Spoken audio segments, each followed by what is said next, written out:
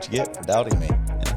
Same thing going to Ann's yesterday. He's like, I never doubted. No, I didn't. He just was unaware that I'll it be the existed. judge. I'll be the judge of that. All I said was that I've never eaten here before. I didn't even know this place existed. And then you said it's the best. You said it's the best. I said I'll be the judge of that. Yeah. And that means I'm looking forward to being the judge of it. That doesn't mean I doubt your thing. I was actually upset that you never told me about the place that was so good. Freaking Ann's, shout out. Actually, not a shout out. I'm never going there again because, yeah, pulled a fast one on me yesterday, and I wasn't able to get the tab. You know, we'll talk about that in a little bit. I don't think we've even started officially yet. Nope. Oh, yeah. Welcome out, everybody. Welcome again. It's Golden Boys and Jonathan and Jared and Corey. That's the Big Golden Boys. That's it. Yep, that's us. Here we are. This is episode number 4. 4. Cuatro. Good one. Yep. I've really been practicing. Yeah, I've been reading books. I've been reading my English to Spanish dictionary every night. Good. Right on. Well, The end. I wasn't prepared for that. Very cool. So we're back in the podcast studio, and that's got coffee everywhere. And you know who has to clean that up? Nobody. Jonathan. I might Probably pick it up. will I don't know. I've clean it gotten up. really sloppy over the last few months, guys, if you haven't noticed. Dude, we've noticed. Yeah. Shut up. You guys don't even take out the trash. There's nowhere to take Where it did to. we take it? Your house? Just put it on the corner I'm not somewhere. going to take it to your house No, without your there's a permission. trash can on the corner. Just keep on stacking it up. They'll eventually I see take it. stuff out to that trash can in the corner, but it's winter right now, and I don't want to go outside. Yeah, it's freezing Oh, cold. yeah. Like I said, you don't take out the trash. I take it out to the trash can right here inside the studio. Yeah. He's like pointing at me. Congrats. A little guys. offensive. This freaking trash can. Hurt. Oh, man. Awesome. I'm glad you're throwing away trash. Anyways, what's up? So we've had a few things happen since the last episode. Yeah, it's true. Things have happened since the last episode. We've had some updates happen over at the new place. Yes, we have. Joe has been working, and I don't think the guy ever stops. No, dude. His fingers, no flesh, only bones. He did hit his finger on the grinder, and I was like, dude, why you got duct tape on your finger? He's like, dude, I hit that sweet meat. I was like, oh, that makes me, that hurts. It's like, don't say sweet meat like Went that. down to the sweet meat. Jeez. But yeah, he You almost died at the studio. true statement. With a grinder. Yeah, don't use a grinder. Or, It is- don't take the guard off. that again. I, however, did not. I just didn't think about it because I was trying to get work done. I was like, oh yeah, there's not a guard on this when I was using it. Just for you listeners, don't use an angle grinder without a guard. Those discs break off and shoot you. Right in the chest. You in the almost heart. got impaled. I really did. No joke. I was on the scissor lift. I was like literally cutting nails off the ceiling that was holding the plaster and all that. And like I cut the nail and it didn't even like break on the nail. And I was like bringing it down. And as I was bringing it down, no joke, the disc broke and it shot. Literally almost cut my nipple off. Hit me in the chest, and I dropped the angle grinder, and I lifted up my shirt real quick because I swear it hurt so bad I thought something was impaled into my chest. And then I was like, nope. The reason why it hurt so bad is it straight hit the nip. And I was like, okay, I'm going to wait a little bit, and then lifted up my shirt, and there's just boom, just this, yeah, not gash, but Like cut.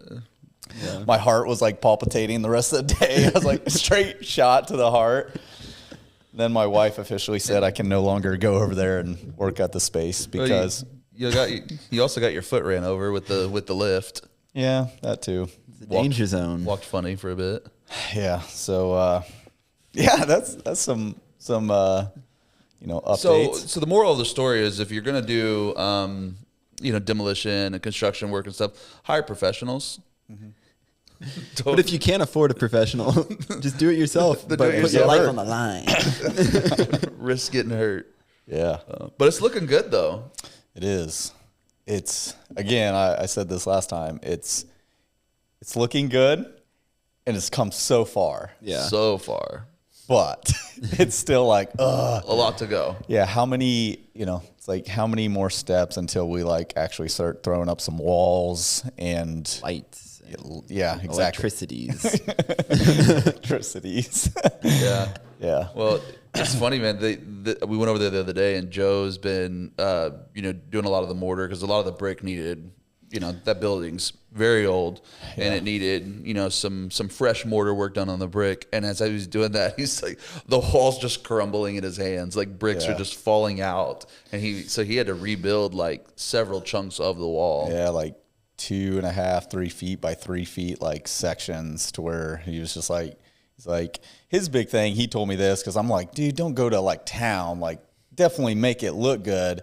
But I also told him, I was like, a big thing with the studio is, the air, like dust settling on countertops and us doing white shirts and all that. He's like, I want to try to eliminate that as much as possible. And also it's wintertime, it's cold. And he's like, yes, like you can't tell by looking at it, but when you're up close and like on the scissor lift, he's like, dude, there's just draft coming in those bricks. And so I'm like, all right, dude. And that's dust and stuff coming in with that air. So like we gotta water, gases, Creatures. Yeah. So you gotta seal all that stuff up. So yeah, so he's been doing that. There's a couple more sections that still need to be redone, because I'll tell you, you don't want to lean against those brick walls with confidence. No. You might go through the wall. Yeah, there's still sunlight coming through. Like it's like, oh yeah, I could stick my arm through that wall right there. Yeah. But I mean, he said yesterday that his goal is to try to get that last section kind of done. I think he's probably got today and probably tomorrow with mortar, and then we're what are we doing next? Oh, we're gonna get a sander in there. He power washed one side of the floor and got up a lot of like the just kind of dirt, and like there was actually some like glue residue from, I don't know, some form of flooring. Grime. Yeah, but get a sander in there and make that concrete look nice and fresh so we can put a seal over that. Trying to smooth it out a little bit, eliminate any bumps or cracks which he's already filled in a ton of holes. Yeah, the floor had some holes in it where you could literally see into the basement. Yep. So yeah, I told him just kind of like, hey man, like overall timeline with, like when can I start getting equipment in type deal. And I was like, I'm still thinking that February 1st. Now, not like fully functional and all that, but like getting stuff in to where don't have to worry about dust, don't have to worry about, cleaning equipment after we get in there. And he's like, yeah, I think we're still, first week of February. Yeah. Spot on. So, but we also got to get up that dividing wall so that we can get electrical. Because that's where the panel's got to go. That's where the panel's going to go. So we got to create, there's in the one section in the back, there's like a communal space between the other tenants. Yeah. And because it's a communal space, there has to be for an exit for fire code. Right. But we're going to have a lot of expensive equipment in there that we don't want people messing with and stuff. So we have to build a wall to separate those spaces, and that's where our electrical panel is going to go. So we have to build that wall first in order to get electrical. So it's all these things that, When you go from manual to auto, I just want to let you know on a little secret. Be prepared to make all the decisions. Yeah. And once you think you can make one decision so that you can do another decision, there's actually 5 more decisions that you got to make before you can do that one decision to make that other decision. Just so you know. Would you consider yourself an indecisive person? This stage in my life, yes. Yeah. But I mean, just in general, like were you always, or? I mean, we talked about the fast food thing, Yeah, well, like food and stuff is like you don't really just have a clear, like you don't know what you want to go get. No, I'm a visual person, as a lot of us are. It's like, let's see if the menu jumps out at me. This time it's like, ooh, I'm gonna get this besides my regular thing every time. You're the first person I've ever heard of that drives up to a drive-through window and tells them to give you a minute. I'm still thinking. You sat in the line thinking the whole time. But I didn't see the menu. I guess I could pull the menu up on my phone, but dude, I'm scrolling the Instagram while I'm through the drive-through in the line. Dude, gotta get those posts out and respond to comments and all that. I heard you talking to your wife yesterday, I think, and it was like towards the end of the day, and we'd already gone through a lot of decision making processes, and I heard I don't know what she was saying, but I just heard Jonathan say, "I don't care. I'm done making decisions today. I will make no more decisions for the rest of the day. You decide, and I will literally do anything you want because I don't care. I just physically can't make any more decisions." Word verbatim. Yeah. Like that's exactly how it happened. Yeah. And hey, she made a decision. So Man, About time. was it man. about dinner? yeah. Nice. Yeah. Which is one of those things of like, I don't know, in the 3-kid life, it's like, do we want to cook? Do we want to just eat out? Is that easier? Which is easier? Sometimes it's, I don't know what is, making a decision on going and picking something up, which is a privilege to be able to do that, or actually cooking something. So, Yeah. yeah. The convenience of it is, it makes it tempting. And then when you start adding kids and how many kids you're adding into it, and then you're like, wow, that bill is high. This convenience fee is a lot. I remember when Taco Bell, Yeah. it's like, wow, that was like $6-7. That's cool for 2 people. Yeah. Like that's like, wow, I just spent $25 on trash food. Like I could have went to Chili's, and did the 2 for 22, and got real good food, Yeah. I'm not much of a foodie. I'll pretty much eat. I mean, we're both the same. Like we'll pretty much eat anything. I can get away with whatever. Yeah. But I do want it to be value. Like you better give me a good portion for what I'm paying for. Well, not just that, is like nowadays, and it's understandable to some degree, like these places don't have the proper staff to be able to, one, work efficiently, to where when you're spending like, just an example, like $25 at McDonald's to feed your kids and you and this and that, and your fries are cold and your nuggets are hard. It's just like, why am I paying for this? Yeah. Don't want those hard nuggets. Hate that. Oh man. So what else we got going on? We just dropped our latest video. Yeah. It was a weird one, man. Yeah. Dude. It was very weird for me. Jared's had this idea to do this video for a while. Over 2 years. Yeah. It was one of the first videos I talked about. Yeah, I don't know. Took him 2 years to work up the courage to do it. No. You're not wrong. I just love, because, we had this idea, we filmed it, spoiler alert, in 2 days, but trying to get the day in the life of like, just what all went into, printing this order.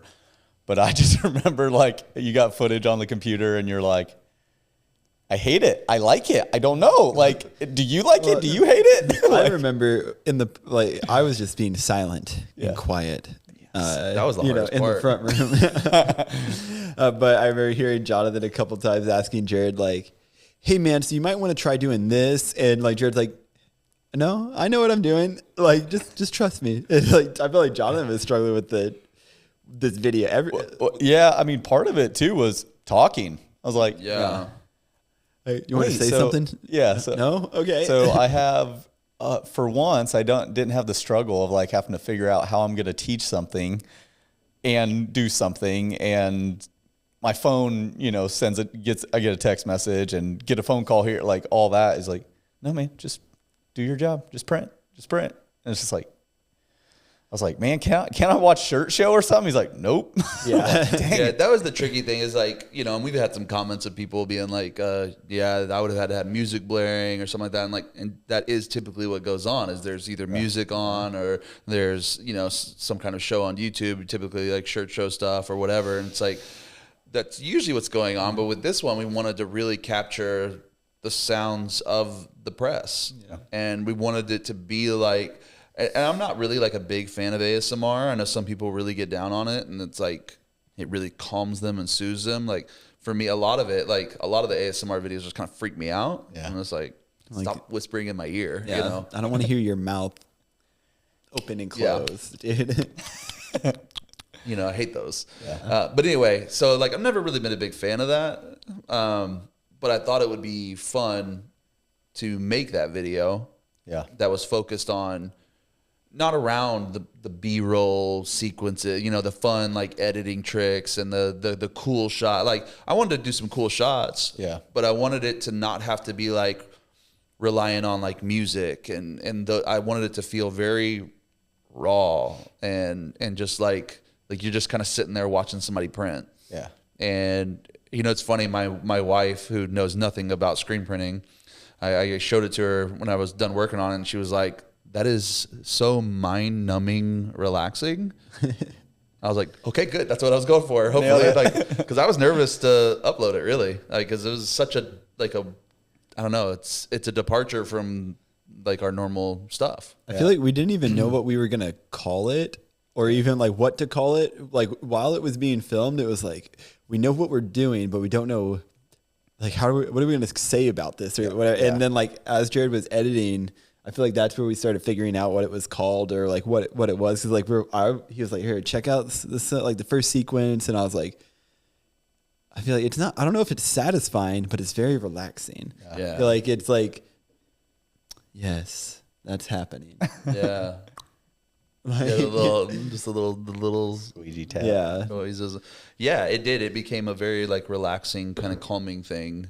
Yeah, and it was weird. It was such a weird experience because I was able to, like, I don't know, as a storyteller, like, the biggest thing is like creating tension in shots and stuff like that. And so like hanging on a shot longer than you really want it. You know what I mean? Yeah. So like there's one shot, like Corey mentioned it specifically, about like, he's like, there's this one shot where you like hung out on the conveyor dryer and the shirt so going for a long time. Yep. And I was like, I did that on purpose. Yeah. Because I wanted you to feel that like, is it going to fall? Is it going to fall? Switch over. And then like, and so it's like some of those things are very intentional. Yeah. But it was a weird one for me. I wasn't sure if I just wasn't confident hitting the upload button on this one. Yeah, but like the thing I remember is like, so explain like you're used to editing all the video to music, like all every other video. It's like you hit those shots on the beat and stuff like that. And this one, you're just like, oh, I gotta. Well, it was fun because most of the time, like especially with like YouTube stuff or whatever, if we're doing something like a little B-roll sequence, there's a song that we bring in and we want to match the hit so that the movements match that. And so it feels very cohesive and like it's supposed to go together. Yeah. But like they don't do that in Hollywood. That's not how they make movies, And so this was a really cool experience to be able to like, I stayed on a shot the amount of time I wanted to based on the feeling of like what was happening in the shot, not what the song was doing. Because a lot of times it's like, well, I got to cut here and just match the movement within the song, no matter. And so your clips end up like your timelines end up looking very uniform, where everything is like these 4 counts, and then like, oh, here's a longer one because it held there, and then the slow motion clip, and then some fast ones like, or it's like it's very musically set up where it's like whole notes, quarter notes, half notes, 16th notes. Like your clips end up looking like that and reflect what the music's doing. Yeah. Whereas in Hollywood they don't do that. When you like real movie, not just Hollywood, but like when you make a film. Yeah, like Bollywood as well. Yeah, sure. But like when you make a film, that's not a YouTube video like that. You create your mood and the feel of what you want and the emotion behind it, and then you bring in a composer afterwards, Right. and they compose music that supports the film, Right. and so obviously we didn't do that step, but cutting without music was pretty new to me. Yeah. It felt weird. Yeah. And it's And like, I did. I sat there, was like, I don't know if I love this or hate this. Like I honestly, and I still can't answer that. Yeah. I kind of hate that video. Yeah. I kind of love it. I like it. yeah. I think it's cool.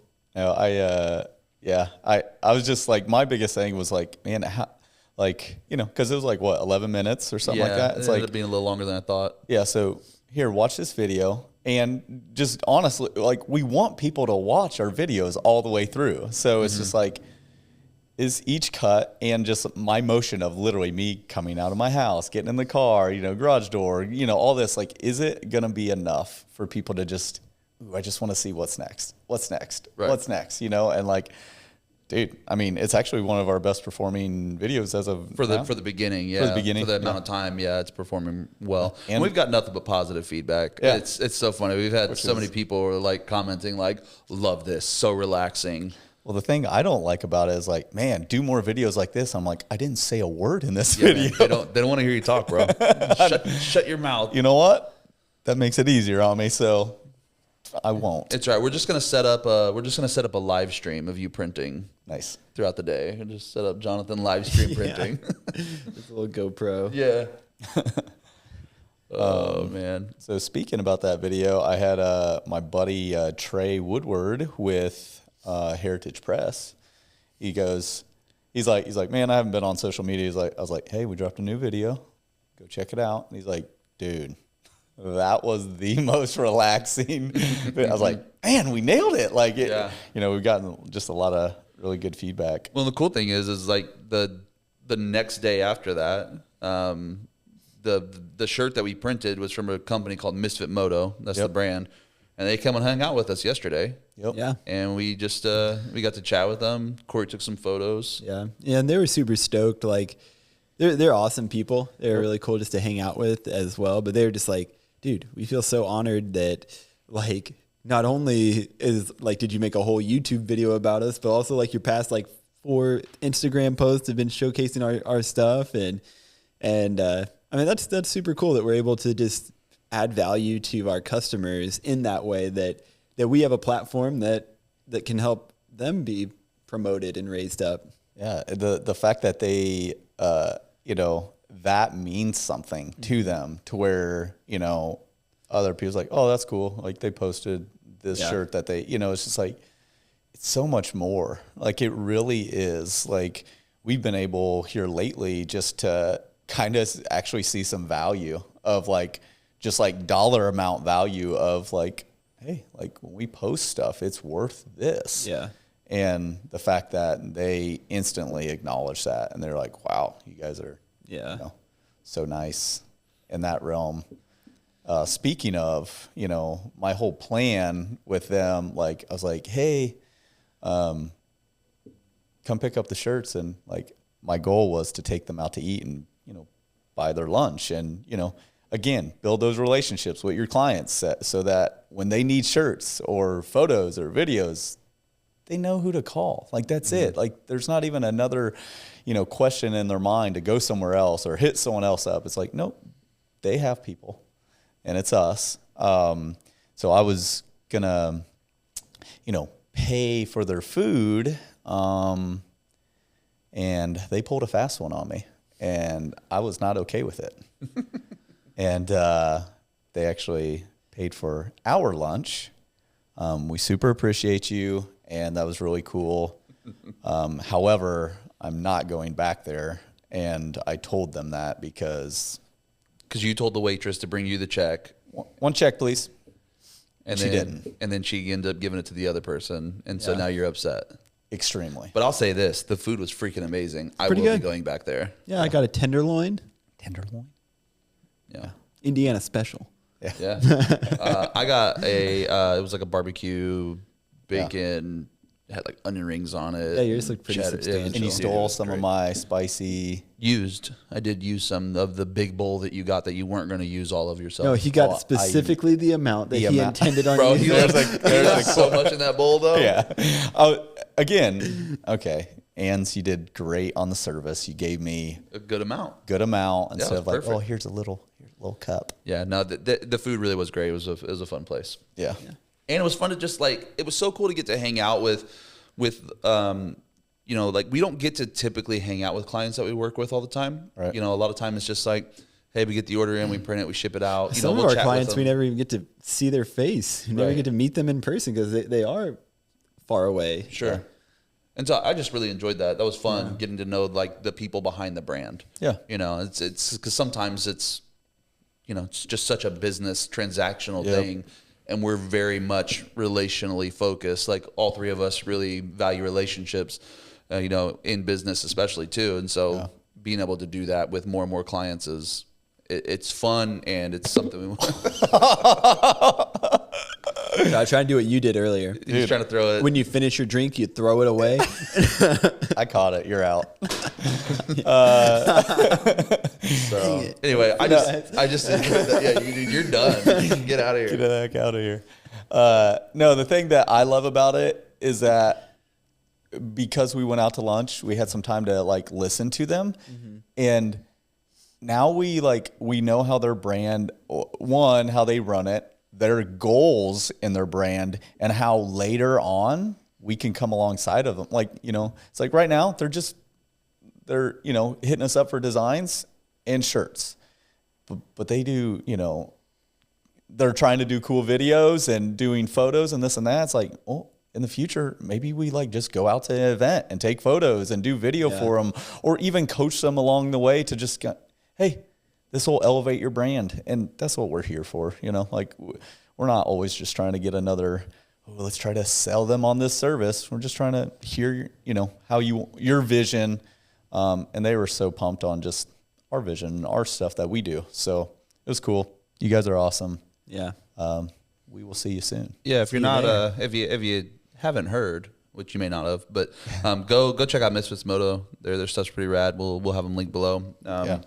Cool story, cool thing they're doing. Yeah, pretty sweet. You mentioned Trey Woodward. I did. The old Woodward. I'm sorry, Trey. Corey's gonna just totally make fun of your name or say it weird or one of those things. You ever been to Woodward skate camp?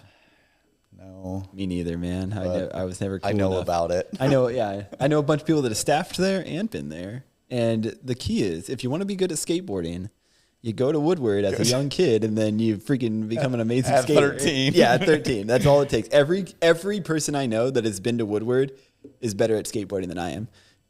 Wow. Go Woodward. Anyways, our good old buddy Trey at Heritage. Trey Woodward. Trey Woodward. There you go. At Heritage Press. That's a good name for a business. I totally named my daughter after that. Yeah. No, I didn't. After his print shop. I had that name picked out Maybe I'll forever name my ago. kids after some print shops. Yeah. In-house Romizer. Oh, wow. Upstate Romizer. There you go. Those are some good names. Nailed it. Oh my gosh. But funny. guess what? Trey is going to be our first guess. Wow. Ooh. Trey is anticipation. got him. I was like, what's he gonna say? Guest appearance? Yes, those are the words. Just don't, I'm an uneducated man. Trey is going to be our first guest appearance. There you go. That's it. Experience. Because you have to experience Trey. Yeah. You can't just appear him. Yeah. You have to experience him. No, but Trey, we've, we're buddies. We talk on the phone. We Marco Polo a lot. Y'all do. And He doesn't ever call me. he Never called me ever. he hit me up. He was going to go out to Long Beach, and I have no idea what that's going to look like. But anyways, he was like, you know what, man? He's like, why don't I just cancel those flights and come see you guys and hang out at the shop for like a few days? I was like, Really? Dude, way more beneficial than going to Long Beach. And temperature wise, oh wow. I mean, Long Beach, it just sounds cold. Here. But Indiana, the middle of January is going to be brisk. Yeah, I mean, nice. No, so he's flying out. I'm going to go pick him up at the airport. And he's got a nice little Airbnb a few blocks away from the studio. Yeah, right over there.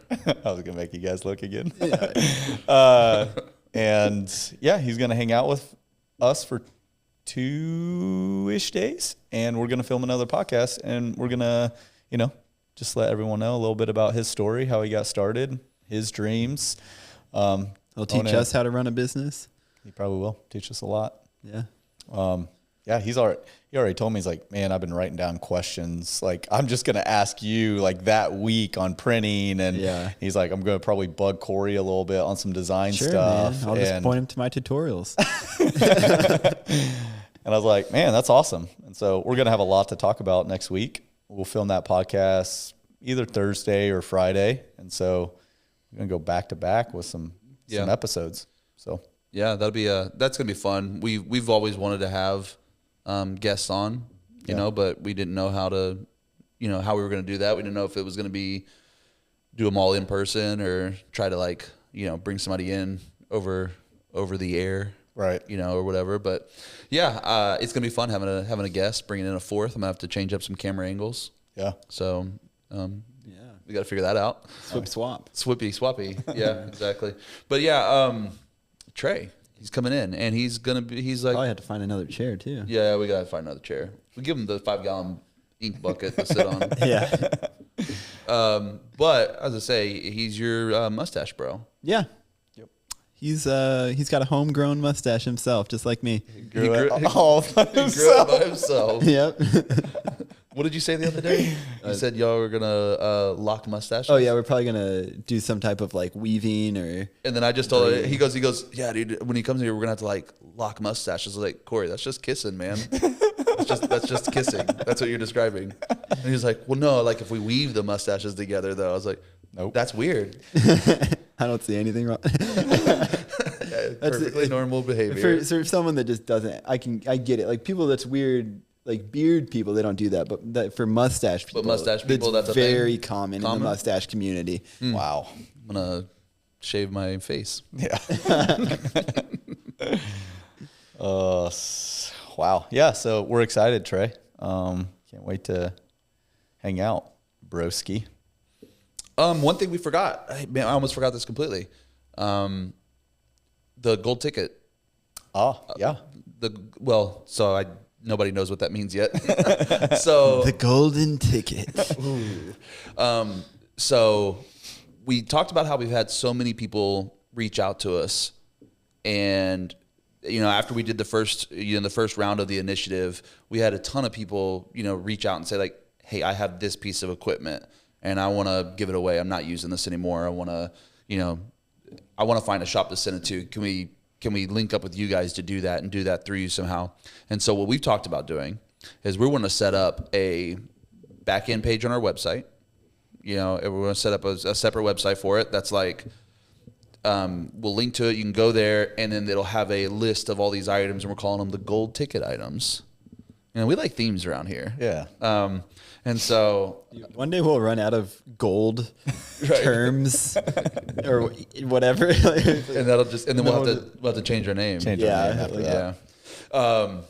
yeah, so we're gonna have this website that's gonna have a list of all the items that people want to give away. They want to donate to another shop, and so the way you can do that is by sending us either a DM or an email.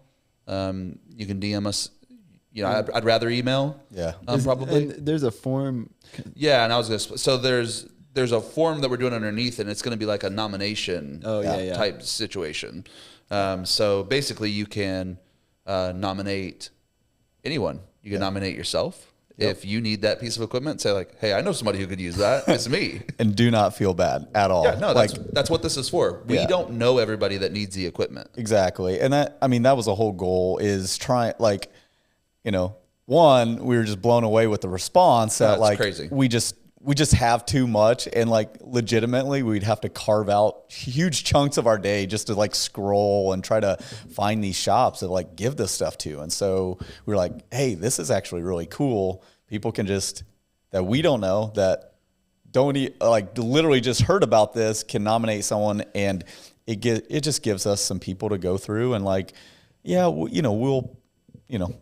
I mean, if we have like 10 people choose the same shop, they're probably getting it, you know, like, but like at least give us some options just to kind of scroll through.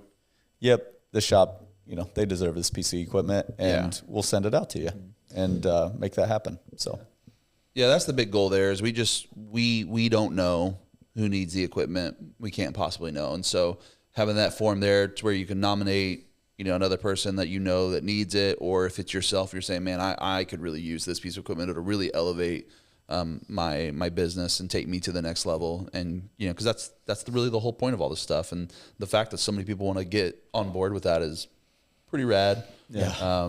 And so we want to give opportunities to make that happen. And we'll figure out all the shipping and stuff like that. That's not going to be the shop that's receiving it's not going to have to pay anything. They're not going to have to pay shipping for anything. Nope. That's all going to get taken care of. Yep. And we're just we want to use this platform as a way to like be a funnel for like equipment to come through and then to that person that needs it. Yep. That's really the idea behind it. So yeah, we're going to link that website. We're going to link that page that's going to have all the gold ticket items that, you can start nominating some people. It's going to be pretty rad. Can't wait to see how that all plays out and how many items we're able to get up there. And, it's pretty wild. Yeah, we're going to do all that today or tomorrow. Yeah. Get it all up. So finalize it. I've already built out a bunch of the website, but. Yeah, so when you're listening to this episode, you'll be able to click a link and see some stuff. See some stuff. That's the goal. See some stuff. So, cool. Excited about it. Hey, it's me. It's Corey. You've seen me before. I'm literally in this video. But we got a sponsor for this video. It's a pretty exciting sponsor that we want to just give a little highlight shout out to. And that sponsor is Golden Press Studio. That's right, baby. We're sponsoring ourselves. And what we just wanted to shout out for you guys to check out is our digital asset page on our website on goldenpress.com. I've been creating lots and lots of awesome digital assets for you guys to use in your designs and be able to create really cool stuff. And so one of the ones I just released recently is the flower tattoo brush pack. And it's really awesome. Really cool way to just create traditional tattoo flowers with literally a couple clicks and you're literally done. You just like tap, you're good to go. And so, man, head over there, check out these brushes. We got some Procreate stuff that will really help you out in Procreate. We got Adobe Illustrator stuff that will really boost your, Illustrator game. So check it out. It would really be a huge help to us to help us keep doing what we're doing. And so thanks so much. Check it out. We'll see you there. Link in the description. All right. So I actually saw something the other day that I thought would be an interesting thing to talk about because it's something we've talked about quite a bit already between us. But I thought it'd be really interesting to talk about like different people have different definitions of what a professional is. And I this always cracks me up because, anytime you're doing something, especially artistic stuff, when you start out, you feel the imposter syndrome is very strong of like, I am not good at this. Yeah. Even when you think you get good at something, then you learn the next level of it. Then it cycles back around. You're like, wow, I'm really not good at this. Yeah. And so it's real easy to be like, I'm not a professional. I suck at this thing. I can't do this well. Look at all these people that are better than me. Yeah. And so anyway, I just wanted to throw that out to you guys and let's chat about it a bit of, professional. What do you think? Would you consider yourself a professional in what you do?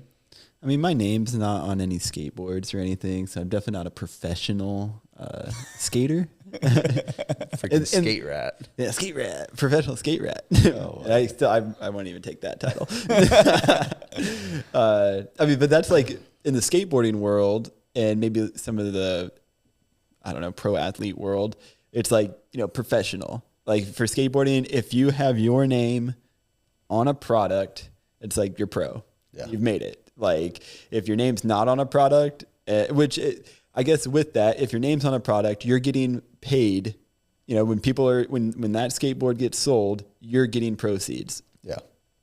And so you're getting paid for your services of, hey, you're so good at skating and your influence and all of that. And yeah. And so like, that's what makes like a professional skater, a pro.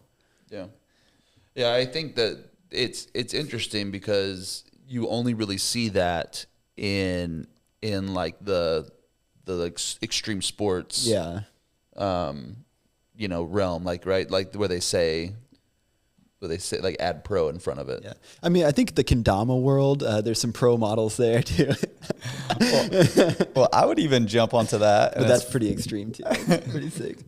I'd even jump on that, and it literally just hit me as you were saying that. But like, what about amateurs, skaters? Yeah. It's like, what are they getting? They're getting sponsors. Yeah, they're getting flow. They're getting products sent their way. They're I know that even some amateur skaters are getting paid a little bit. Yeah, but it's like, but when you get your name on something, then you're pro. Yeah, and I think that's what, like with extreme sports, it's a different world. Yeah. And so the way that that's classified is very specific. But I feel like a lot of times that's people like that's what they compare. Because like a pro or a professional is such like, oh, like you don't hear a pro businessman, like so That's my point. Yeah, but it's like well, I'm not a pro, okay, but because like that's what people like connect that word to is like pro skater, pro athlete. yeah, yeah. What do you think? What do you think, Jonathan? yeah. I have a lot of things I want to say, but I want to let you get your stuff out first. Yeah, I mean, I'll just be honest. Like when you're like, hey, so like, do you think you're a professional? When we were talking about it the other day, I was like, man, I don't want to talk about that topic. Like, I don't know. Like, Yeah, you a pro screen printer? Like we were talking the other day, and I was like, wow. I mean, I guess I am. I can write your name on a squeegee. Thank you. No, like as you guys are saying that, I was like, man, yeah, that is one of those like. I mean, yeah, I guess I am. I get paid to do what I do. Yeah. And, like whether it's 1 year of experience or 6 years of experience, I'm getting paid money to do what I love. Mm-hmm. And this, I guess I'm a professional skateboarder. Whoa, guys! Jonathan just went pro. Just dropped it. Call up Gary Rogers on Skateline MVD. Jonathan is a pro skater. Hey Corey, you jealous? Dude, one day maybe. Yeah, right. You'll be pro before I ever pro. So, I'm a pro screen printer. Jared, take it away, man. Well, you fill us in, bro. No, I don't have the answer. I just have a lot of thoughts on this because me and Corey have had this discussion for years. Actually, it's something we've talked about a lot, and we talk about this a lot with young guys starting things. We've had a lot of young dudes that we know that got started in like photography, or they wanted to do videos, or they wanted to graphic design or whatever, like the things that we do that young guys will come up and be like, hey, I want to do that too. Yeah. And I've heard, I had this conversation with our buddy Zach not too long ago where he like was saying something about like, well, I'm just not good enough. He had like applied for some job and like as a graphic designer, he was like, but I don't have the skill set. I'm not good enough for this. I don't know, blah, blah, blah. And I kind of was just trying to change his mindset a little bit. And I was just like, well, you need to go into it like as a professional. And he was like, but I'm not a professional. I was like, have you gotten paid to do design work? He's like, yeah, professional. Yeah. That's the literal definition. Yeah. If you get paid to do what you do, then you are a professional at that thing. And it's real easy to get caught up in the imposter syndrome mindset of like, I don't deserve to be here. Yeah. I deal with that on a daily basis. Oh yeah. Of just like, yeah, I probably shouldn't be in this position. You know, For there's sure. people way better than me. I'm no good at this stuff. Like literally that other video that we talked about, like it was a struggle for me because it was a different video. And I was like, people are going to hate it. Yeah. Didn't feel Everybody's very gonna think professional, right? Right. Everybody is going to think this sucks. And I should probably stop making videos. Like I deal with this, like those emotions cycle regularly, you know? And then there's other stuff that like I'm super proud of. I'm like stoked on it. Like this is awesome. Yeah. And then it may not get a very good response. And people will be like, oh, whatever, man. And I'm like, dang it, dude. I thought that was the good one, you know? And it just goes to show you like, it's all, for me, it's all a mindset thing. You know, it's like, there's a very clear definition on what pro, you know, outside of extreme sports because it's such a different thing. Yeah. Yeah. But I know why that comparison's made is because that's the only thing in our world that we call pro. that we say pro in front of. Yeah. Right? Yeah. Pro snowboarder, pro skater, pro whatever, you know, going pro. You're not riding amateur anymore, all those things. Yeah. But like, have you ever heard somebody say they're a pro screen printer? Yeah. Maybe Lee Stewart. I'm good. He's got his own pro model. Yeah. His own pro model squeegee. I'm gonna change my Instagram handle as Pro. bro. Yeah. Your job title. But it is interesting though, because I was thinking about this the other day, and I didn't say this. I don't remember if I said this to you guys when I was talking about this, but I think there's a very big difference between professional and expert. And I think that that's something that can be furthered, right? Like you said, it doesn't matter if you have a year experience or 20 years experience. Professional's professional, baby. You're getting paid either way. Yeah. Expert has time. Yeah. Research. Like they have been in it. And Yeah. expert to me says like top of the field. Yeah. Yeah. You know, makes sense. You know what I mean? Like there's, and look at it from a sports perspective because that's an easy way to relate it. You know, you have a pro football player. It's like, okay, well, that guy sitting on the bench that hasn't been playing at all is making way more money than I am practicing football and sitting on the bench during games. Yeah. Then you have the Hall of Fame superstar guys that are making buku's dollars. The super pros. Yeah, because they're on another level, right? Yeah. The all stars, Yeah. Right. You know, because they're an expert in their craft of running fast. Which I would say most professional athletes and I think that's why, like, you think of professional athletes, it's like pro skaters. I consider all of them, even the worst pro skater. Like if you see them skate in person, you're like, oh my gosh, dude, that guy's really good. Yeah. You know, like even like the guys that you just like don't even think about ever, but then you see him in person, you're like, wow, Yeah. like, this guy's an expert in what he does. Yeah. And so I think that's where, like, if you think someone's a pro, like coming from that realm, you're like, okay, well then they're an expert, so I can't call myself a pro because I'm not an expert. Yeah, exactly. You know? No, I agree with that. And I think that's kind of that's kind of the mindset thing I want to attack a little bit. Yeah. And that was the whole reason I wanted to talk about this is because, you know, there's a lot of people coming into screen printing and they're starting out or graphic design or whatever, you know, because that's kind of what most of our business is based around. Yeah. Or, you know, even if you look at the other aspects of photography and video and stuff like that, creative things, whenever you allow that comparison to happen in your mind and you're looking at that guy who's way better or has more experience, whatever, I'm not at that level, it really makes you start to doubt yourself. Yeah. And then you're not then everybody knows that if you're doing something with confidence, you're going to do it better. Yeah. Yeah. You know, if you're doing something with a lack of confidence, then it's going to be more of a struggle to be successful because like confidence just gives you so much more freedom in whatever you're doing. Yeah, man, that's really good. I just you saying that in the screen printing world, I think in other places, but a word that I see tremendously and just within DMs or even, you know, rogue print, you know, printers, the group is I'm a newbie here. Stop calling yourself a newbie. Yeah. Seriously. Like, did you get paid for that job? You're a professional. Yeah. But here's the difference is that, like, you know, of course, like you're new at it, right?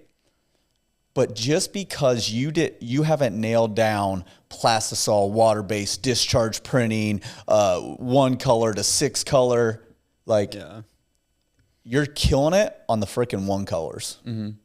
Everybody is hitting you up. Whether it's a mom and pop or whether it's an artist that's just like, hey, I just have one color jobs that I want to put on tote bags. Will you print all the tote bags for me? You're professional. Yeah. It's like, quit with the newbie stuff. You may be new at it, but you know what you need to do. Just keep on doing that. And when you branch out, that's where I kind of feel like that expert realm. It's like you're just like in the screen printing industry, just like yeah, I'm studying inks. I'm studying emulsions. I'm like actually studying like the chemicals that are going into to create to make this happen, or you really that's all you do is dive into the research and all that. I can see, years down the road, it's like, yeah, you're like, man, if I have a question, I'm probably going to hit up this person. It's like, that's going to be my go-to. I'm a professional, but they just have taken the realm of the chemical or printing technique just to a whole new level because they've been doing it for so long. That's killer. That's really good. It's like, I kind of feel like a weight, not like, oh, I got this newbie thing, but I feel like a weight lift off me right now, just in this thing of man, and looking at, we just hit the 6-year mark, guys, being a business, which is pretty crazy. But it's 6 years, I've learned a lot, a lot. And people come to me with questions upon questions all day, every day. And so that's also that kind of hey, if one person hits you up and asks you, hey, how do you do that job? Guess what? Now you're a teacher. Yeah. Now you're in this other level because someone needs information or knowledge on something you do really well. Yeah. That's crazy. We all learn from somebody. Yeah. There was a first person that figured it out by themselves, but probably a team effort. But my point is that it really is. It's just a mindset shift, and I think especially in this where you're doing something that it is art, and art is so subjective, and we can easily look at something and say I don't like that thing, but that doesn't make it less valuable to the person who does like that thing, right? I my biggest frustration with this professional conversation is whether it's athletes or musicians, but I hate it when somebody goes, oh, that guy sucks. Yeah. Like you were saying though, every pro skateboarder you've ever seen, if you watch them skate, you're like, that guy is so good. Yeah. People will look at these, quarterbacks in the NFL and be like, the guy sucks. Dude, no, he doesn't. He is such an elite level athlete. You have no idea how good he is. Yeah. I personally don't like Metallica. Don't like them. Never have. Most people will be like, you're an idiot. But I don't like them. But I will never say that they suck. Yeah. Because I don't like them. Because those dudes have been making money, and a lot of it, making music for a long time. Yeah. And that's very impressive to have a catalog that large, to have so much influence in the rock world. I can recognize talent and hard work and, just all the things that they bring and their influence that they have in music in general, without them being my cup of tea. Yeah. Absolutely. There's nothing wrong with that. And I think that gets so easily tossed around, that guy sucks. I was like, dude, you have no idea. No, he doesn't. That's one of my biggest pet peeves whenever we talk about this stuff. Yeah. Because there's so much time invested to get to that level. Yeah. That you quarterback sitting on your couch, thinking that you're I got all the answers. I know way better than that guy. He's like, no, you don't. 100% transparency. I'm just saying it out loud. And I know all you screen printers are going to understand is we have, Corey and I, we have it's one of those things when you get design artwork in, we've just oh, that's so bad.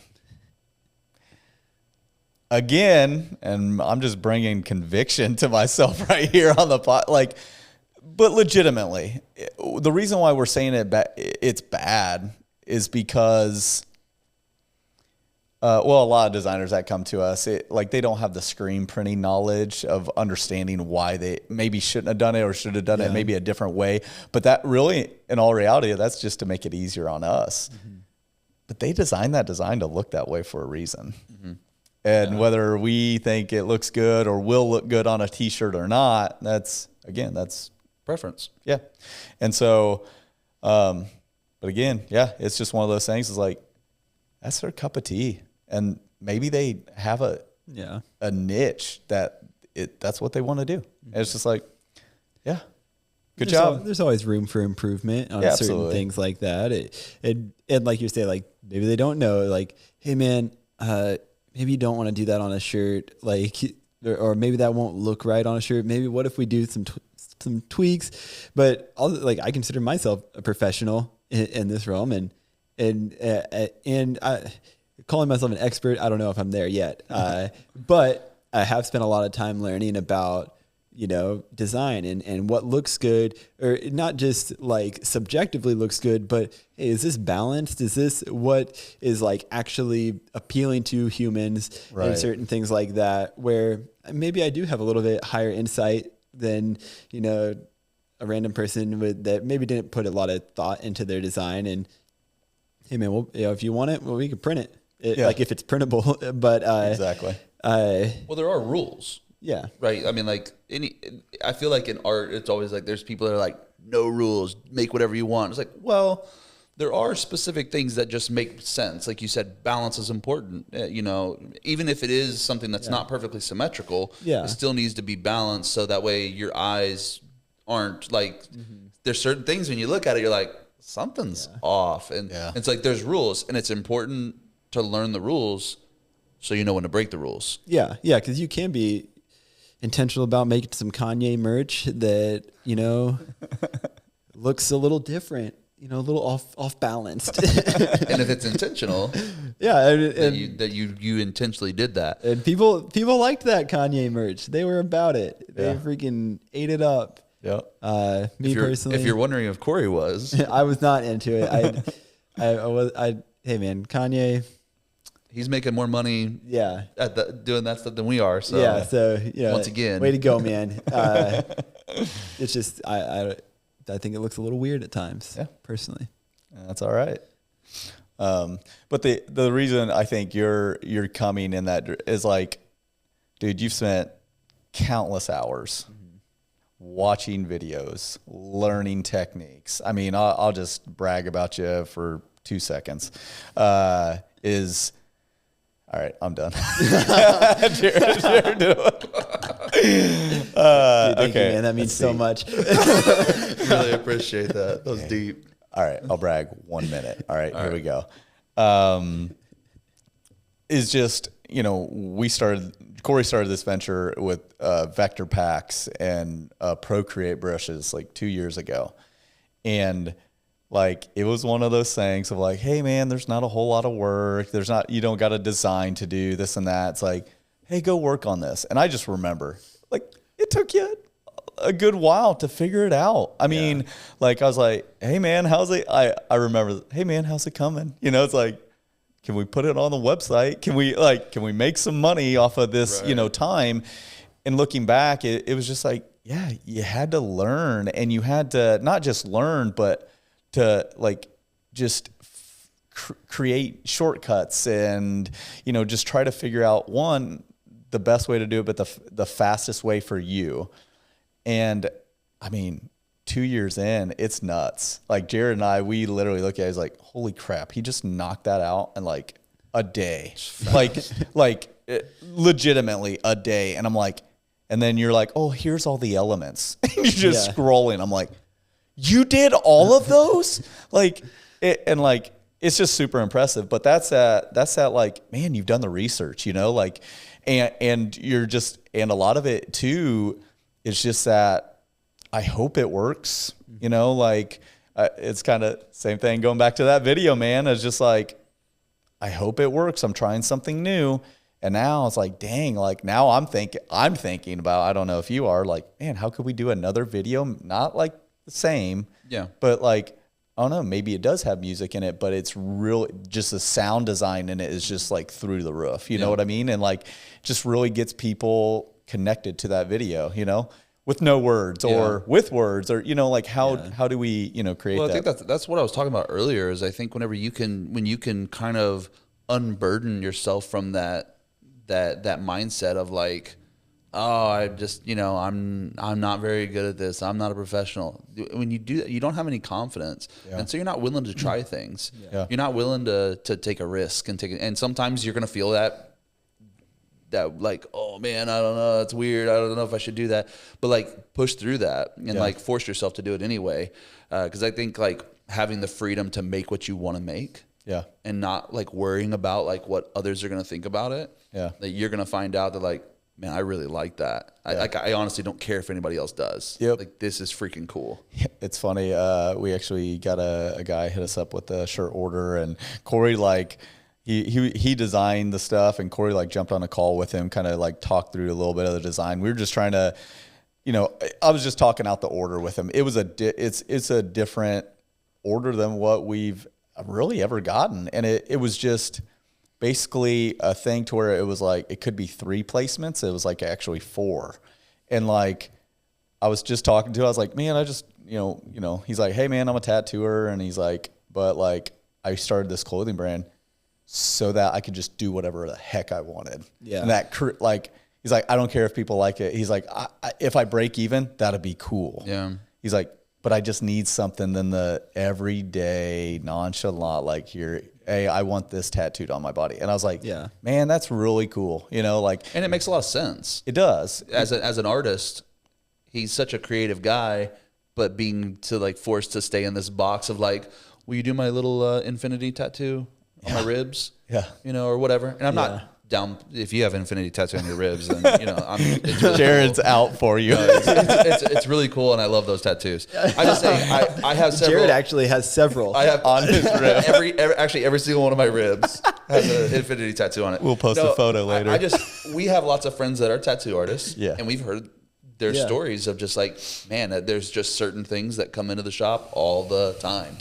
And people think it's really original, and it's not. And I have to do those all the time. And as an artist, that would be really hard and frustrating to not be able to, you know, explore. Yeah. Yep. If you ever wonder why a band changes their styles over the years, it's like, they're probably sick of playing the same song for, 10, 15 years. Yeah. Legitimately. Yeah. I think another thing with this topic of like professional and stuff, I think for myself, like early on, I didn't want to call myself a professional because I didn't feel like I was worth the money that a professional title has on it. Right. And I think that's something a lot of people struggle with. Like being able to charge technically what they are worth. It's like, hey man, like you are a professional. Like, this person is paying you and like you're worth that money. That was a big thing that I really learned from Jonathan, like when I came on, where I remember that. Like Jonathan actually had a professional mindset, like at least in my world, because I was, I felt like I was like not at his level. He was like really doing it, and so like when I came in, he was like, "No, dude, this is worth this much. Yeah, like this is worth more than what you're like." I remember, man, I think when I came on with Jonathan, I was probably charging maybe $100 for a design. I think it was like 100. I think I like randomly charged him like $130 once, and I was like, "Freak, dude!" I'm like, I'm making it. And balling. But my question would be to this day, how much work went into that $130? Yeah, a lot. Yeah. A lot of work, just stuff to where I remember some of those early conversations of like, like I've done 5, 6 revisions on this, and like it's 100, like it's the most I've gotten for a design. But I'm like, dude, like it's there, you know, and that's, I remember this too. That was where we started creating this, like your design process of like figuring out revision and what makes sense and how to charge for that and this and that. But like, yeah, it's like, but again, that was at like $130. That's sweet. It's just like, I'm like, how long did it take you? You know? And I believe in like something I recommend to people starting out in any of these kind of professions is like, something I was taught early on is like, okay, you got hired to do a $500 video, then give them $1,000 quality video. Yeah. Yeah. So that way you can use that video to show the next client of like, okay, this video's, you know, was worth about $1,000. And then so then now you're getting paid this for the second video, you're getting paid $1,000. Yeah. Give them a $2,500 quality video. Yeah. So then you can show that quality. And so that's how you level up. Yeah. And so there's nothing wrong with doing a little bit more sometimes. Yeah. Yeah. But when it becomes so outrageously unbalanced, and you see that a lot in the beginning, like what you're talking about. Yeah, because I think one of the struggles for me was, you know, I was still kind of new to design. It's still, back then I didn't even have an iPad, and so I was sketching everything on my notebook, and then I was taking a photo of it, bringing it to my computer, and like doing all these things, and then someone's like, "Oh, can we like tweak like something about the design?" I'm like, "No, I have to like go all the way back to my notebook and like pull back all these processes." So the iPad's like changed everything, but like, you know, it was like, dang, like I'm new to this, so it's taking me a long time to do these steps and like do all this, and so like $100 design, I maybe had 10 to 15 hours into this design, and like not even including the talking with the client, going back and forth, and like that stuff, which is also valuable and like that's chargeable time. Yeah, it needs to be. Yeah, and so I know that it's hard at the beginning to like justify, like, I mean, even at times where like you're just trying to get any job you can. Yeah. And so like you accept a job and you don't even know how to do that type of thing. And so like you're spending like hours just to do that job, like watching videos and like learning how to do it and then doing it. Yeah.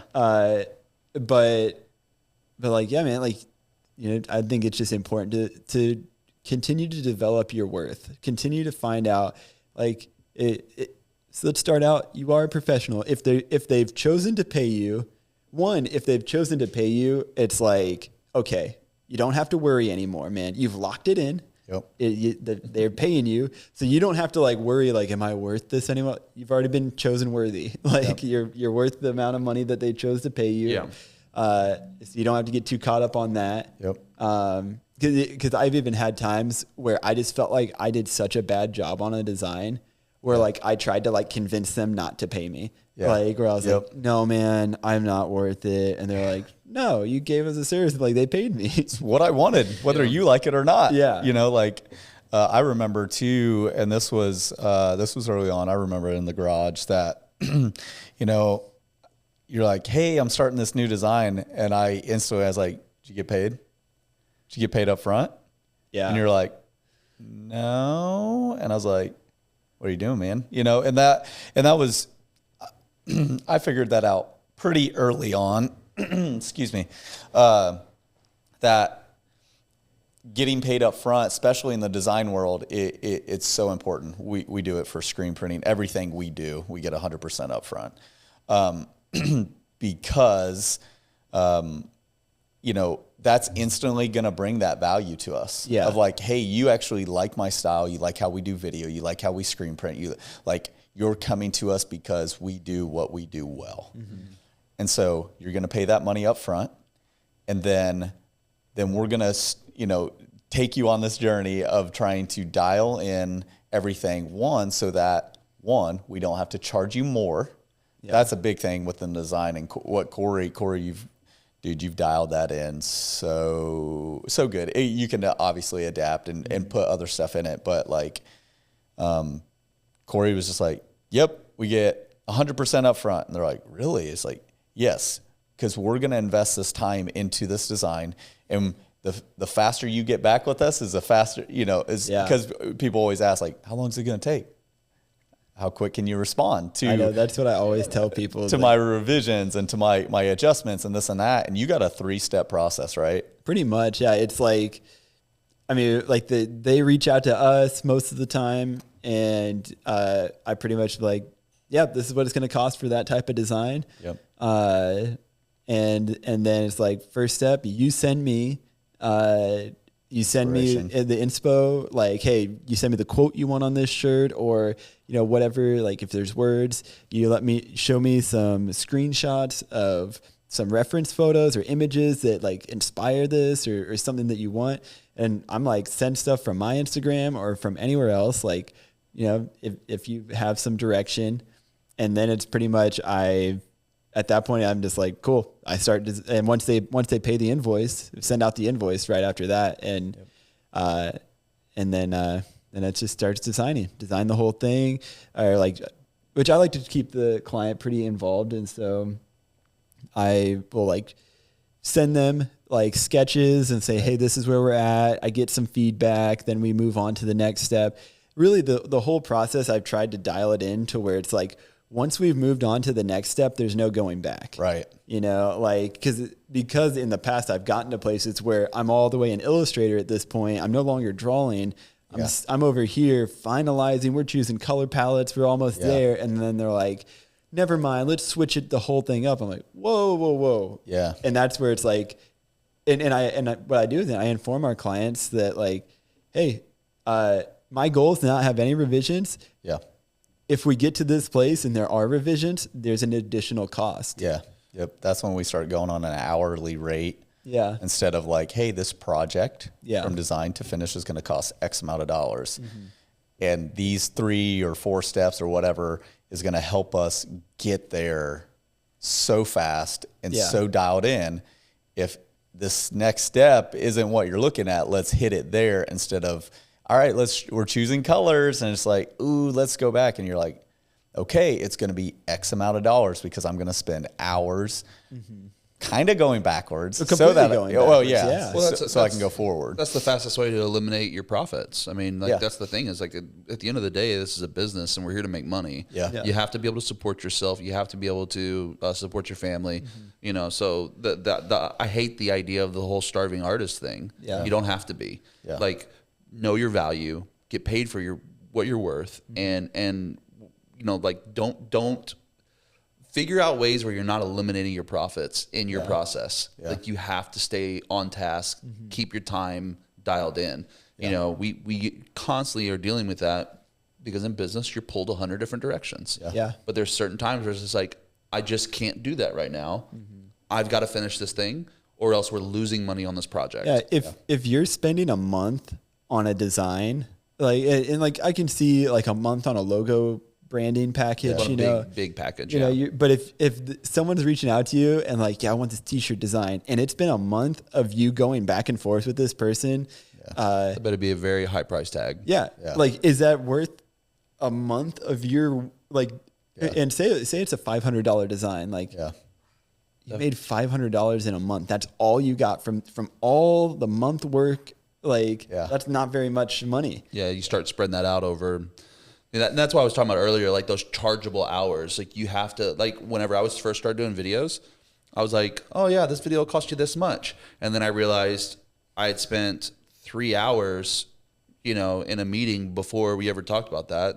Yeah. And then multiple like conversations throughout where it was like, that's all considered pre-production. Whenever you talk, it's like in the video world and design, it's the same thing. It's you have your pre-production where you do all your planning phase, where you're working through all the details of everything. We're getting things locked in, so we're on the same page. So we know what we're doing. We're setting expectations. We're figuring out exactly what we're going to do. Yeah. And then we move into production, where this is where we're filming or drawing or printing. We're doing the thing. Now we're in production, and then now we have post-production, which in video, that's a big part of it because there's the editing process. Right. And that's where we've already decided on everything in the pre-production. So like, I'm not going to get to post-production and you decide you want a different song on this video. Yeah. Because I'm not going to do that because that changes everything. Yep. And it's pretty much re-editing an entire video after I've already done that. Yeah. And so if you don't set those things ahead of time, you're losing money. Yep. It's disappearing. Yeah. I mean, it's no different if someone like, yo, I know we agreed that we were going to do white ink on a black shirt or whatever, or vice versa. But then like you get to like, oh, hey, could we also get some like the invert of that, you know? And it's like, no, Yeah. the order's almost done. We're at the end. Yeah. Well, in the screen printing realm, this is one of those things that I've gotten quite a bit is I don't always do this because it's almost, it almost creates a lot of problems. But because like my clients that I work with, like I like showing them little teasers and stuff like that. And like I had this one design that like I maxed it out, and it wasn't one of those designs in my professional opinion, because I've been printing, size artwork on certain size garments, for a while, that like, I was like, I'm going to make this as big as I can so that it translates from smalls all the way up to like 2Xs. Yeah. And so like, no joke, I got all the shirts done. It was a decent size. It was like a 5-6 color back print. And I was like, hey, I sent a photo, and I was like, why'd I do that? Like I sent the photo, and it was actually the design on a 2X shirt. Yeah. And they're like, hey, can we make that bigger? And I'm like, no. One, the order's done, but two, we already decided the measurements on the artwork. Like you already gave approval and stuff like that. But it's just like, yeah, like we went this route. I was like, that was actually on a bigger shirt. And it was just like, oh yeah, no, it's fine. And it fills up, the shirts on all the other sizes. But it's that thing of like, there's no going back from this. Can we make that bigger? Yeah. It's not a design it's not a digital design anymore. Yeah. Yes, we can on the next order, like. Well, that's another thing. I mean, like you got to be thinking about those things. Like if you're, if this is a very specific, design that the client is like, I want it to fill out seam to seam, on each size. It's like, okay, those are going to be different prints then. Well, these are different screens at this point. It just turned that 5 screens into 10 screens. Are you ready to pay for 10 screens? And you should be charging for that. Yeah. If you're not, you're losing money. Yeah, and like, I will say this to your point is that I know some people don't charge for screens, and they just integrate the price of what they want to make per shirt, and that's fine. Whatever, that's fine. However you want to split it, however you want to make that math work. However you like to do the breakdown for your customer, but you better be getting paid for what you're doing. Yeah, exactly. Or your business it's not going to last. Exactly. Yeah. And like, just talking about screens, for getting going, like you're like, hey, because you just came with me and I'm printing these shirts for you and you chose me over everyone else, I'm going to give you,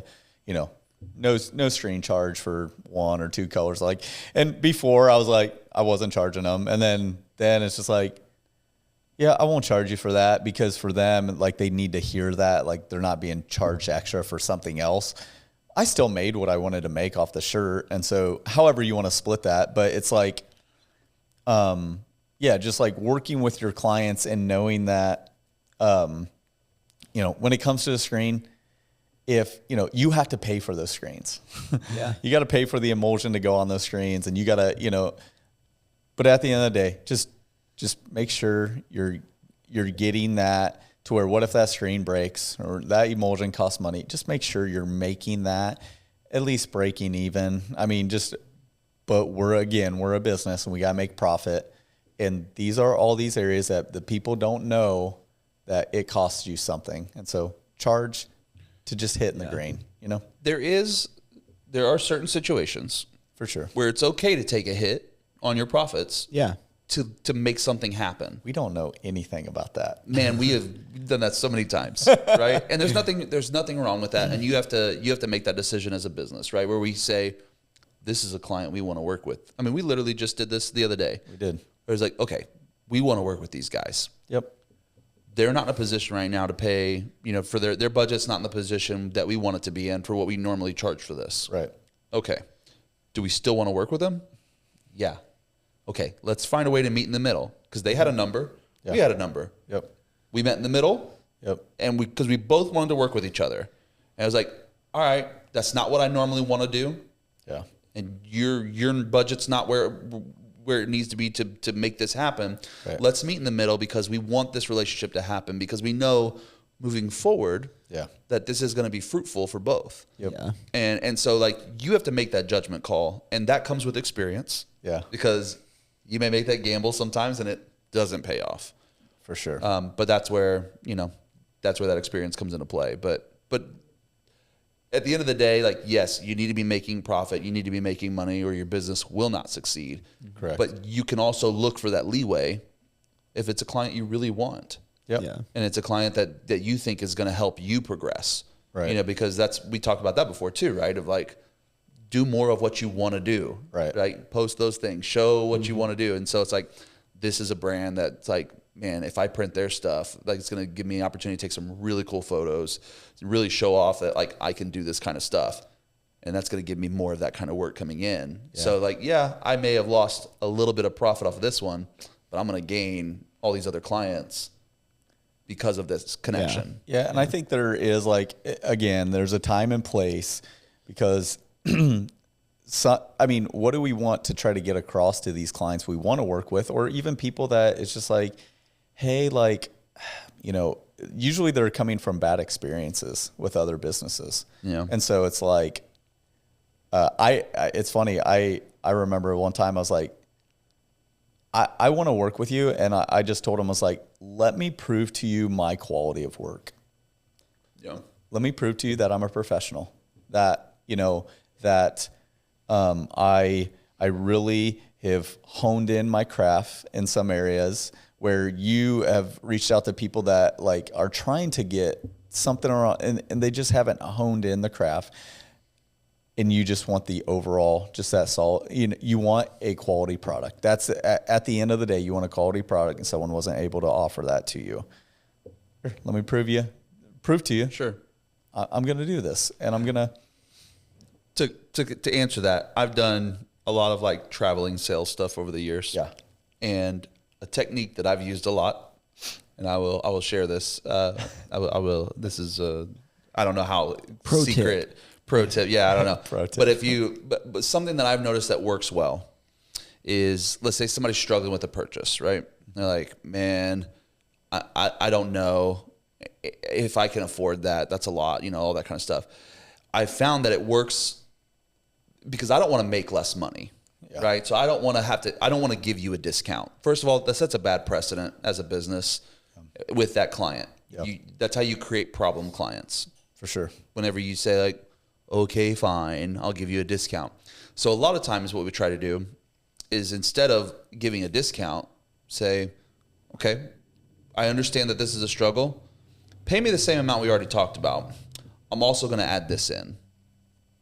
It's easier for us to add something on top of what we're doing, and instead of getting paid less for something we wanted to do in general. Right. You know what I mean? So it's like, for us, and then like the photo and video side of things, when we're doing things, it's a lot easier for me and Corey to be able to say, you know what? I understand it's a struggle. I understand this is a lot of money and you're not used to this right now, where your budget's at. I get that.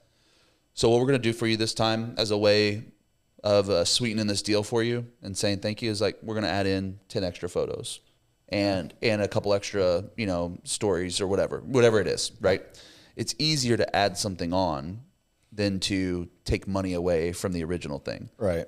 And so how much harder is it for you after you already have the job set up to throw in 10 extra shirts? Yeah. That's a lot easier financially and time-wise because you're already there. Yeah. The job's already set up. Everything's already registered. Yeah. I ordered extra shirts anyway Yeah, because exactly. in case something happened. Yep. So, I throw these extra shirts in for you. Yep. First of all, client's going to freaking love you. Yeah. Because you gave them something more. Yep. And then you're not losing money. Right. So that's a technique that I've used a lot, and I encourage you to find ways to do that. Yeah. Like, look for those opportunities instead of discounting what you're doing. Right. Figure out a way to add more value. Yeah. And what I do, and that's solid. Like, legitimately what I've done in my just current, I've been doing it for a while, and some things it just depends on, I don't know, something else I was thinking about, but I try to just order like 1 to 2 shirts extra in each size, because I know possible I'll mess one up. But I'm already in the mix, like what you're saying. I'm just going to print those extra shirts. And I always put like on like their order, like their paper order forms, like this is what you ordered. I put right under it a few extras, like, oh, here's 2 on this size, 2 here. And they see it as soon as it comes in. It's like, oh, wow. Wait, and then they look back at their order for what they first initially put in, and it's like, wait, they gave me a few extras. It's just like, yeah, I don't know. My eyes don't examine every square inch of the shirt, you know. Like you could open it up and literally see a tiny little stain in a corner that was from the warehouse of it sitting on a shelf, you know, and I just didn't see it. They're like, man, I don't really want to sell that. It's like, oh, well, that's fine because they already put in a few extras in. It's just being intentional with that stuff, thinking ahead of like trying to eliminate future problems before they even come about. Yeah. Yeah, and you try to we try to do some quality control on stuff and make sure. I mean, obviously, if something's bad or whatever, but like you said, we have some clients that are extremely picky about what they want. Yeah, and I love that. Yeah, there's nothing wrong with it, but it's just you know they're extremely picky, and so there may be like a loose hem on a sleeve that they're like, we're not selling that. Yeah. It's like, we just didn't catch that. Yeah, you know, and that kind of stuff happens, but for sure, it's always good to order extra. Yep, absolutely. I don't know how we got to this place, but it was good. I'm glad we got there. There you go, free of charge. But yeah, so you know, really the main point of that whole topic was, for me, it's a mindset thing. Yeah, I think if you can lose the mindset of like you were talking about of like, oh, I'm just a noob, I don't know anything. It's like, no, you don't know as much. Right. But let that, instead of like that being a discouraging thing, let it be an encouraging thing to like push you into like learning more. Understand that if you're getting paid and you're doing the work, like you're a pro. Yeah. And that you have value. You do have value. And don't think just because you like what you're doing, like you don't deserve to be paid for it. Yeah. I feel like I've seen a lot of designers, like young designers, new designers coming into the game, and they're like, I love that I get to do this. And like they're so excited that they get to draw things and they get paid for it. And they're like, they feel like they're not worth, you know, a $1,000 invoice or something. Yeah. Because they enjoyed doing it, because like maybe they grew up hating their job and if you're going to get paid, you have to hate what you do. Yeah. Like, no, dude, like enjoyment doesn't pay the bills. No, not even a little bit. Doesn't. And so, no, I like that's such a good point. Like, I remember talking to a young buck about designs. He was like, yeah, dude, I did like this $60 design. And he had like 9 revisions or something and like back and forth and all this stuff for like $60. And I remember telling him, I was just like, all right, listen, I don't care who it is. The next client, 75. Yeah. Regardless of what design it is. Yeah. Up your price. And he was like, well, I just don't know. And he started off on this whole thing. I was like, stop. No, doesn't matter. Yeah. If you don't feel you're worth 75, then do some more learning to get you to that level. Yeah. Start charging more money. Yeah. Like just put in the effort. I remember doing those days of like the videos for no money, and you get burnt out on that. You end up being like, you know what? I can't support myself or a family or anything on you know, oh, I love that I get to work with a camera. It's like, no, you have to be able to pay your bills. It'd be way cooler to be like, man, everyone keeps turning down my high prices, and that's why you quit, you know? Yeah. Versus like I quit because I just got so burnt out on doing low price things, and I stopped enjoying it. Yeah. Like instead of like, man, no, I just kept throwing out high dollars and then people were like, no, I'm not going to pay that. And like, well, maybe that's why you quit, whatever. But I don't feel like that's pretty rare. I don't know. Honestly, it is rare. I feel I'm more surprised by people wanting to pay invoices, you know? Yeah. Sending them out. Jonathan will be like, hey, let's up that invoice. Let's get a higher dollar for that. And I'm like, okay. And I toss it out there. And then all of a sudden I'm like, dude, they had no problem paying that. They didn't even have any, like literally this week, I feel like I did that where I was like, you know, someone was asking for multiple designs all together. And I was kind of like planning it out. And I was like, okay, like a lot of times I just say, hey, let's start with one. But if you want 3 to 5 designs, this is what it's going to cost. And they didn't seem to have a problem with it. Yeah. And so I was just like, heck yeah, dude, that's potential 5 5 designs, lots of money coming in. Yeah. And I could have hurt myself by trying to stop them and say, "Oh, slow it down, man. Right, You right. don't want to spend that much money." Like, I don't know their position. Right. Well, and it's so funny because, like, I don't know. I see that so often of the being like surprised of like that amount that comes in. Like, I mean, we've seen that a lot where it's just like, but I've seen that over the years. Like, there's going to be a spectrum. There's always going to be people who can't afford you, and there's always going to be people who see your price and say they must not be good enough to work with me. True. Because if your prices are low or too low, then somebody's going to be like, oh, they must be new or beginners, and I don't want that. Yeah. You know, it's like I can confidently charge multiple $1,000 project now for a video, and I'll still have companies be like, oh, that their proposal was less than 10 grand. Like, no, not working with them. I'm not even looking at it. I'm not even looking at any of their stuff, because if they're not charging at least 10 grand, then they're probably not at the level that we need for this commercial project or whatever. Right. Like, so think about that. I mean, like whenever you're setting prices, like there's always going to be somebody who can say, well, I can't afford that. Yeah. And so instead of worrying about losing all these $60 clients that you've been messing with, why don't you go ahead and move up in this bracket? Yeah. Because there's still going to be people who can say like, oh, I can't afford that $100. But you're going to get all the other people that are over here that are saying like, oh, I never even looked at your stuff before because you weren't charging enough. Right. You know, like you have to remember that is a spectrum. Right. There's people out there paying $1 million for a logo, you know, because it's very specific and they have the budgets. So true. You know, it's funny. Like, don't let that be the hindrance thing. Like, raise those prices, baby. Raise them. Raise them. I said raise them, not raisin. Raisins. Raisins. Can I get paid in raisins, please? Craisins. So I'm looking. Questions? Questions. Let's transition to some questions. I like it. Actually, I mean, I think we only got like one that is probably a good topic of discussion, because I think we haven't hit on it before, but we talk. It's evident for us, people looking at this business of like, here, let me see if I can find it. Yeah, hit us with that question. Heat it. All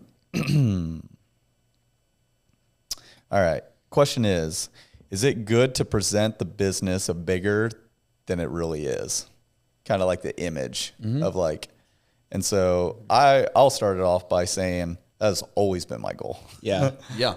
Is you know, and that was the transition from the garage to here. Like I wanted a studio that are like, whoa, like just looking at like the studio tells me that they mean business, that they can handle any task I have for them, type deal. And I remember the get-go, like one of the first things we printed in the studio was boxes, like our shipping boxes. Yeah. And we've steered away from that. I want to go back to that, but like I wanted, especially the shirts that I ship out all over, you know, I wanted them to just get their shirts in a really nice box. I screen printed 4 sides of that box. I even screen printed some of those boxes. You did. And it took a good while to do them, but like, and then I, you know, paid the branded tape, and like even putting like, I like put like sticker, like I made like high quality stickers with our address. So I just slapped that on there, and then we'd print out the label to put, you know, for the, you know, the person who was getting the shirts. And like, I went to town because I wanted them to think we were such a big operation, that we had all of our crap together so that they'd put in bigger orders. And again, I will say that we were up for the challenge of, you know, getting the big orders. If you're not in that place, don't overshoot yourself. Sure. But again, we say it, and it feels like we say it all the time. Just you have one chance to make a first impression. And so we've had countless of people hitting us up in the DMs of like, how big is your studio? Like, it looks like a warehouse. it's 1,200 square feet. Like, Yeah. we're working out of 600 square feet. Like, that is it. But I like the fact that they're like, wow, like space looks nice. They have nice equipment. Like, it looks like they know what they're doing. So I can trust them with my order. So, Yeah.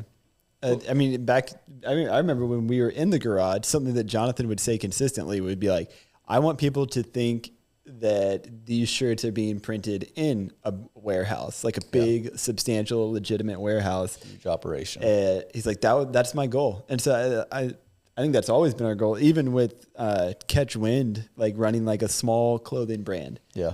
Catch Wind is very small. Like, but I have people all the time say like, dude, your stuff looks like really like professional. It looks like at the top. Like, and really, cause a lot of my mindset is I look at some of these really big brands that are doing great, that have an awesome aesthetic, that are crushing it. And then in my mind, I'm just like, all right, that's who I'm competing with. Yep. I don't really look at these other small brands that technically they might have more followers than us. They might sell more orders than us. Yep. I'm not really even looking at them to see what they're doing, because I'm like, I'm not trying to be like them. I'm trying to be like the best. Yeah. And so that's my goal. And so I'm not going to be satisfied with digital mock-ups on my website. I'm going to take the time and I'm going to take like my own photos of the real garment with the shirts, because that's what these bigger brands are doing. They have the actual garment. So that's what I'm going to do too. Or models. Yeah. Or going that next step. Mm-hmm. And doing that. And really it's like, people take you a lot more seriously. People are a lot more willing to pay, like what we've been talking about, a higher price for stuff, because they're like, whoa, these are professionals. They're a big deal. They know what they're doing. And so, they're going to pay your higher price, and they're not even going to really be worried is it worth it? Yeah. Versus like, oh, well, that guy's just in his garage or whatever, so I could probably get a sweet deal from that. Like, no, you're a professional. You deserve to be paid properly. And what they also don't think is when you're in your garage, for all my garage printers, shout out, represent, is guess what? That's when you're spending the most money.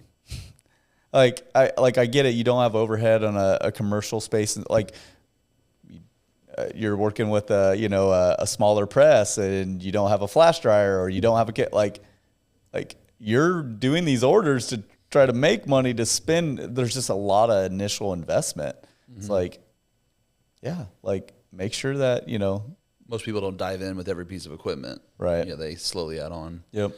Something I think, the biggest thing I hear about that is I've heard some of those questions before of just, should you want to appear bigger than you are and stuff like that. And yeah, I mean, like you were saying, Jonathan, there are moments I think where you can bite off more than you can chew, and you can get caught up in a spot where it's like, yeah, we probably portrayed a little too much there or whatever, and that can happen. Yeah. But I think there's a reason, like when you hear like those cliche statements, there's a reason why they become cliche in the first place, is because they're true. Yep. They've been said over and over again because they really are true. And I think one of those cliche statements is dress for the job you want, not the job you have. Yeah. And there's a reason for that. Yep. When you get up in the morning and you put on a suit, like this is about as dressed up as our, suits get here. but I'm just saying, like, even whenever I'm working from home, I've done some video editing and stuff from home. I found if I roll out of bed and stay in my underwear and edit like that for the day, I don't get as much done as when I get up and take a shower and get dressed and put shoes on and like get dressed. Yeah. That way I could take, video meetings if I need to throughout the day. I'm not scrambling to find a shirt, put a hat on real quick, for one, but you feel more put together. Right. You feel ready to go. Yep. Like being prepared, it affects the way that you do things. Yep. And so I think if you think about that from a business perspective of, hey, we show up and we kind of put a little more effort into some of these things, into some of the aesthetics and the way that we do things, because we have an image that we're trying to portray. Yeah. And it does make a difference. And some people may not see the importance of that. But I think that we can be a pretty good example of how that can be a very positive thing. Yeah.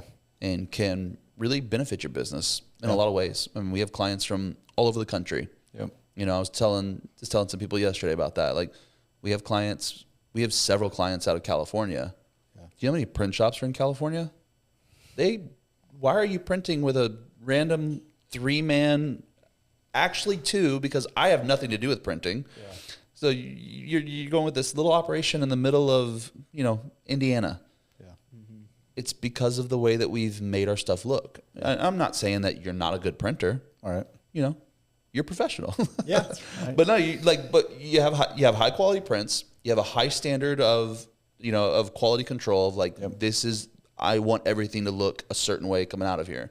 Yep. I don't care whether it's a basic design or it's the super complicated multicolored thing. Like, it's going to look good. Yep. That's also, being professional.